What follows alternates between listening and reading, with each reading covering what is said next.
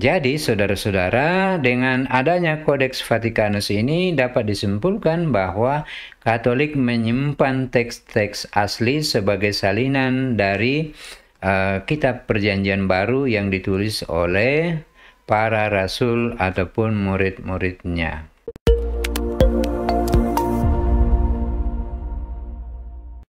Salve, saudara-saudara.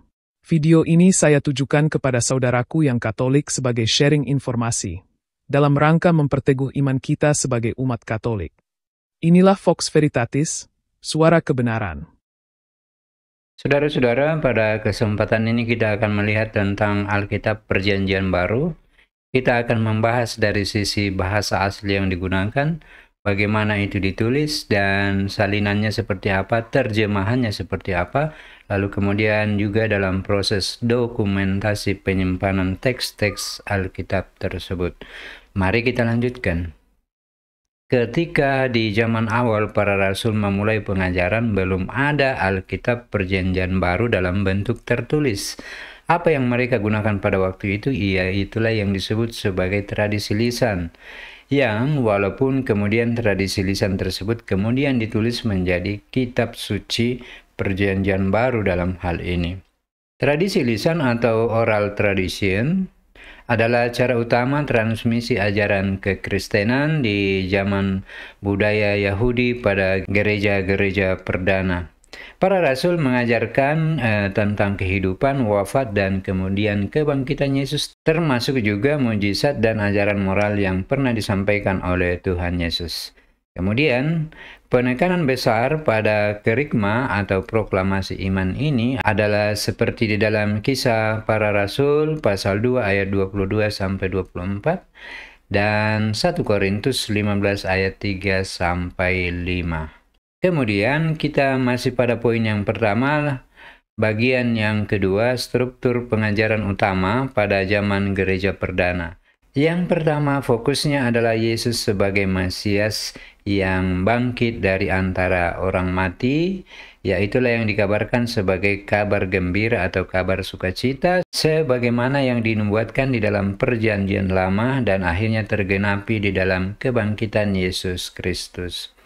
Yang kedua juga yang menjadi warta Injil pada waktu itu adalah wafat dan kebangkitan Kristus sebagai inti keselamatan bagi orang-orang yang percaya kepadanya. Kebangkitan Yesus adalah sebagai bukti kemenangan atas maut. Kemudian, struktur yang ketiga pengajaran gereja awal adalah panggilan untuk pertobatan dan baptisan. Jadi fokus mereka yang mengajar waktu itu adalah mengajak umat untuk bertobat lalu kemudian dibaptis. Kisah Rasul 2 ayat 38. Lihat juga 1 Korintus 11 23-26, 1 Korintus 15 3-8 yang mencerminkan formula tradisi lisan yang diterima oleh Paulus. Jadi saudara-saudara, sebelum ada Alkitab, maka model yang dilakukan adalah tradisi lisan, khususnya untuk pengajaran tentang kebangkitan Yesus. Karena kalau Perjanjian Lama itu sudah tersedia dalam bentuk tertulis. Prapenulisan di poin yang ketiga, lingkungan sosial budaya pada Israel ketika itu. Gereja mula-mula berakar dari lingkungan dengan berbudaya Yahudi. Kemudian menyebar ke orang-orang non-Yahudi, orang-orang pagan waktu itu yang menyembah dewa-dewa, melalui misi seperti yang dilakukan oleh Paulus dan Barnabas yang berkeliling ke berbagai daerah. Hidup bersama, berbagi kekayaan, berdoa bersama, memecahkan roti. Itu juga adalah ciri-ciri dari kehidupan jemaat-jemaat atau gereja-gereja awal. Kemudian di poin keempat, penggunaan kitab suci Yahudi Perjanjian Lama. Oleh karena belum ada Perjanjian Baru, maka gereja awal menggunakan kitab suci Perjanjian Lama yang mengisahkan kira-kira tentang seputar Yesus yang akan datang. Lalu kemudian mereka sambung dengan tradisi lisan tentang bagaimana Yesus itu ditangkap, diadili, kemudian disalibkan, wafat, dan kemudian bangkit dari antara orang mati.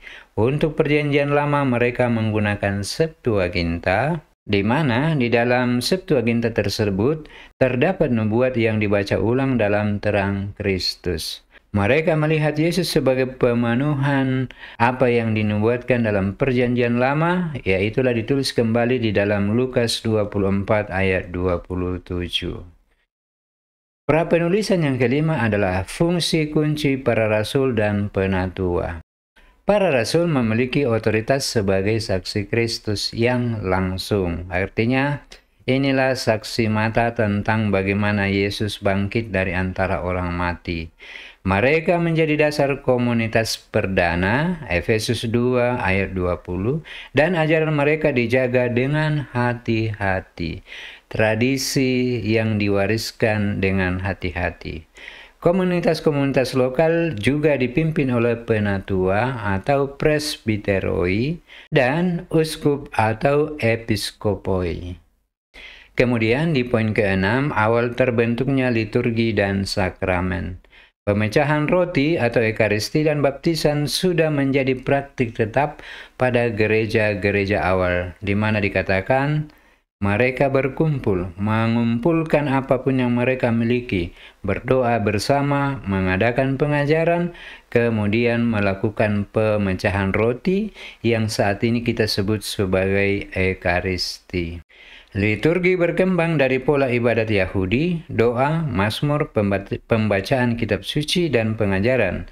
Kemudian, saudara-saudara, struktur inilah yang kemudian menjadi cikal bakal munculnya liturgi di dalam kekristenan gereja-gereja perdana.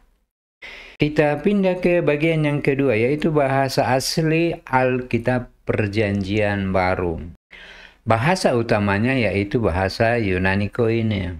Mungkin Anda bertanya, mengapa tidak lagi menggunakan bahasa Aram atau bahasa Ibrani? Itu akan kita lihat di slide berikutnya. Seluruh kitab Perjanjian Baru ditulis pertama kalinya di dalam bahasa Yunani Koine. Yunani Koine itu adalah bahasa Yunani pergaulan yang mudah diterima oleh kalangan umum. Kecuali beberapa ungkapan dalam bahasa Aram dan Ibrani masih ada tetap dipertahankan, misalnya talitakum dan seterusnya. Ada juga istilah Eloi, Eloi, itu masih dipertahankan walaupun menggunakan bahasa Yunani. Yunani Koine adalah bentuk bahasa Yunani yang umum yang digunakan luas ke Kekaisaran Romawi Timur sejak masa penaklukan oleh Alexander Agung 330 sebelum Masehi. Yunani Koine lebih sederhana dari Yunani klasik karena Yunani klasik itu agak susah untuk dipahami oleh masyarakat umum. Koine adalah bahasa perdagangan, diplomasi, dan budaya. Sehingga dengan demikian, saudara-saudara, Yunani Koine menjadi lebih mudah untuk diterima oleh masyarakat umum. Nah, mengapa sekarang kitab suci Perjanjian Baru menggunakan bahasa Yunani? Inilah alasannya. 1. Lingua franca dunia timur, Mediterania Timur, yaitu Yahudi diaspora maupun non-Yahudi, Yahudi pagan, lebih mudah dijangkau dengan bahasa Yunani. Jadi alasannya seperti itu, saudara-saudara. Karena jemaat awal itu tidak hanya terdiri dari Yahudi Yerusalem, ada juga Yahudi diaspora dan bangsa-bangsa lain yang sudah menjadi pengikut Kristus, maka bahasa yang paling mudah digunakan di dalam pergaulan yang paling memasyarakat adalah Yunani Koine. Terutama pada kota-kota yang berbahasa Yunani. Antioquia, Korintus, Efesus, Tesalonika, Roma. Bahasa Ibrani dan bahasa Aram hanya dipakai di daerah Yudea, yaitulah di sekitar Yerusalem. Penulisan Perjanjian Baru dalam Yunani Koine memudahkan kutipan dan referensi dari Septuaginta.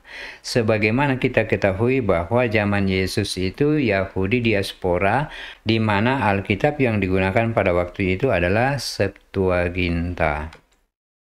Alasan yang keempat, mengapa bahasa Yunani yang digunakan bahasa untuk Alkitab Perjanjian Baru? Misi universal gereja. Di dalam Matius 28 ayat 19 sudah muncul misi global atau misi universal dari gereja. Dan bahasa Yunani lebih luas pemakaiannya dibanding bahasa Aram atau bahasa Ibrani. Alasan yang kelima, beberapa istilah asli Aram Ibrani tetap dipertahankan sebagaimana yang saya katakan tadi.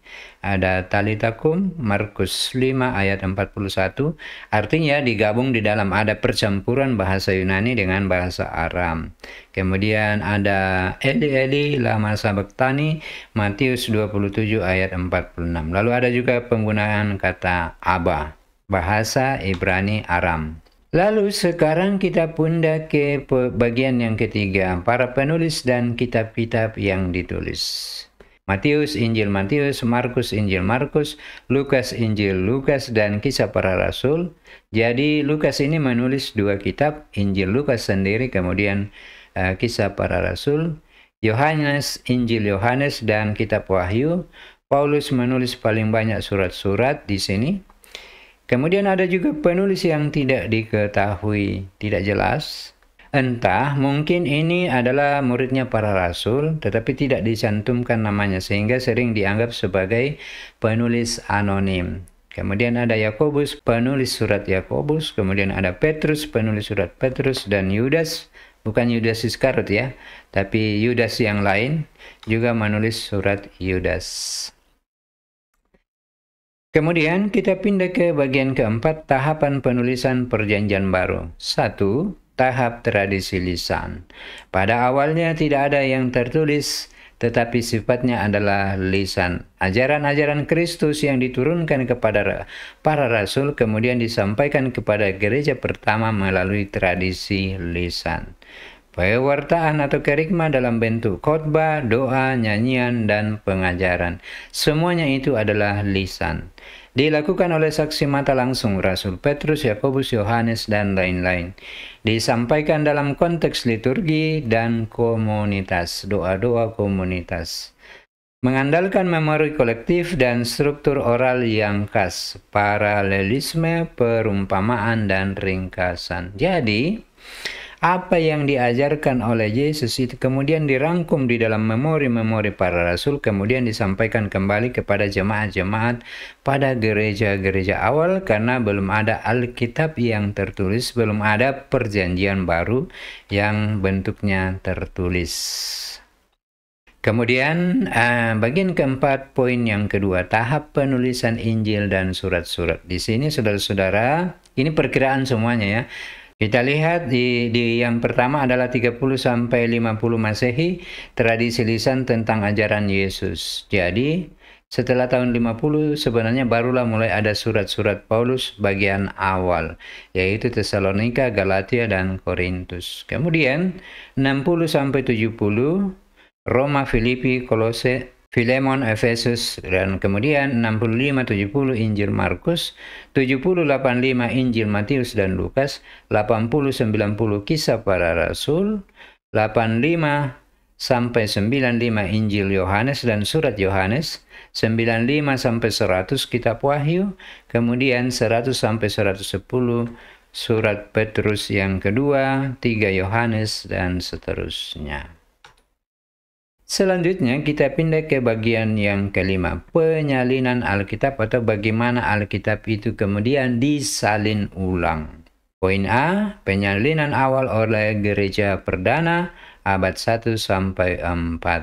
Perjanjian Baru ditulis dalam bahasa Yunani Koine, lalu ditulis secara manual oleh para juru tulis Kristen. Sebagian besar salinan dilakukan di komunitas Kristen, bukan di lembaga resmi seperti sinagoga Yunani. Jadi yang menulis itu adalah komunitas-komunitas Kristen awal. Contoh naskahnya, P52 Papirus 125 Masehi, fragmen Injil Yohanes, naskah tertua Perjanjian Baru. Kemudian ada P46 tahun 200 Masehi, memuat surat-surat Paulus. Ini salinannya, penyalinannya. Kemudian poin yang ketiga, Codex Vaticanus dan Codex Sinaiticus abad keempat, salinan lengkap Perjanjian Baru dalam huruf besar.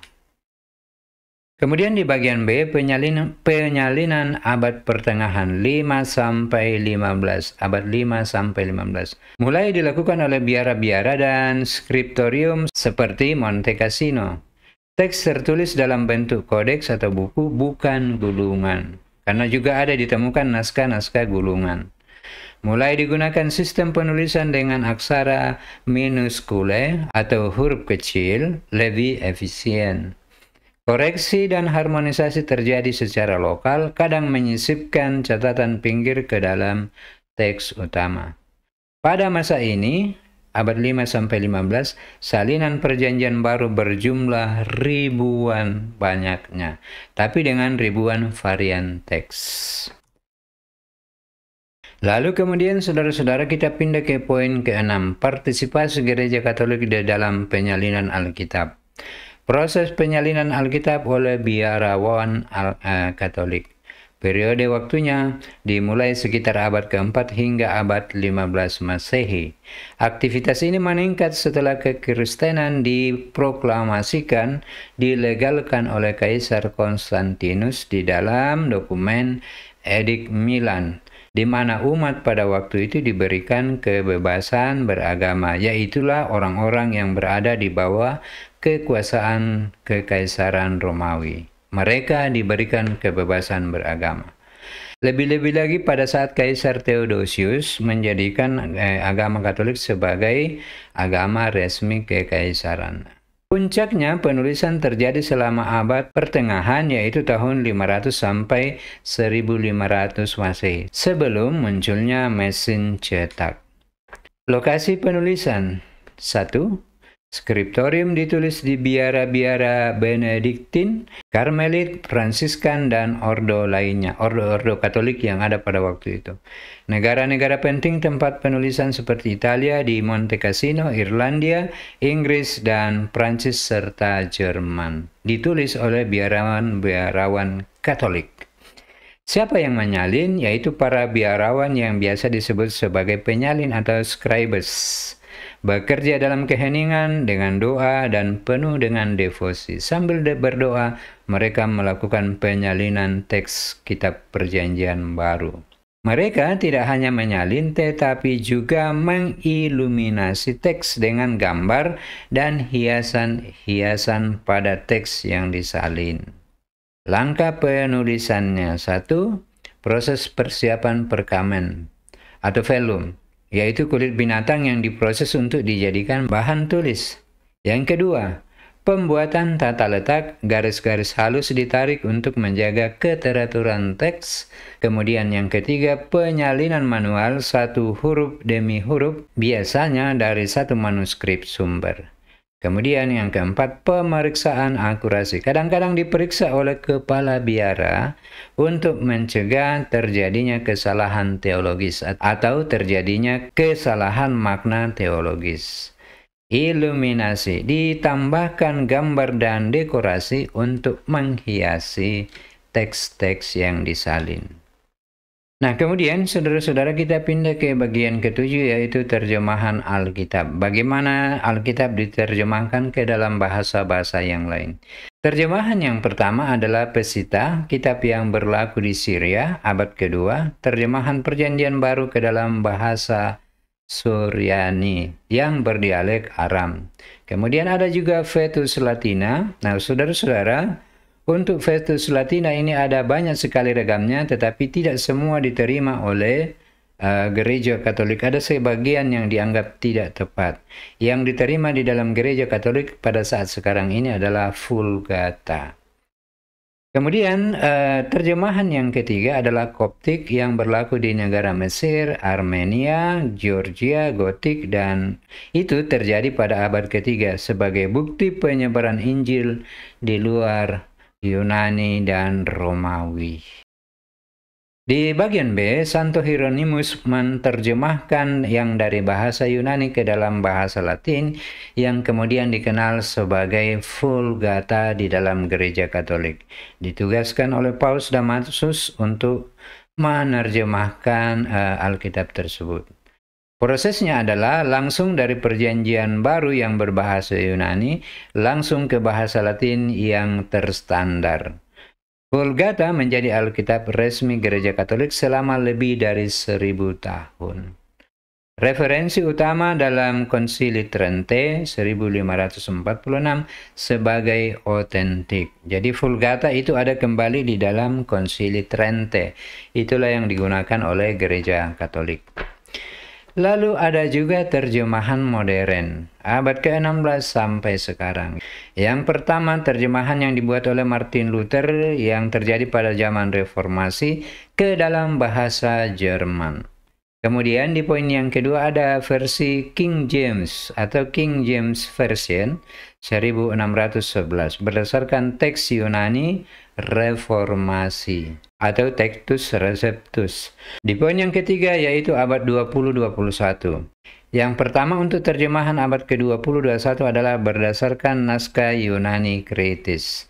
Terjemahan modern ada Nabre Katolik, ada NIV, kemudian ada NRSV, ada ESV, dan lain-lain. Semuanya itu adalah terjemahan abad 20-21. Poin yang ke-8.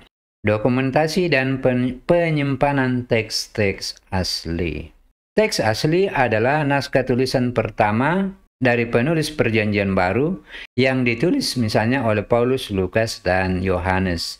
Sayangnya saudara-saudara, teks asli yang ditulis oleh para rasul secara langsung itu sudah tidak ada pada zaman sekarang ini. Jadi semua yang ada sekarang ini adalah salinan-salinan saja. Tetapi dengan anggapan saudara-saudara bahwa karena mereka menjaga ketat penyalinan maka pastilah sama isinya.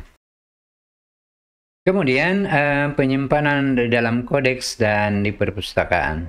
Poin A, dari gulungan ke kodeks. Jadi saudara-saudara, naskah-naskah awal yang ditulis dalam bentuk gulungan-gulungan itu kemudian disalin kembali menjadi kodeks atau yang biasa lebih dikenal sebagai buku yang terikat menggantikan gulungan. Apa alasannya?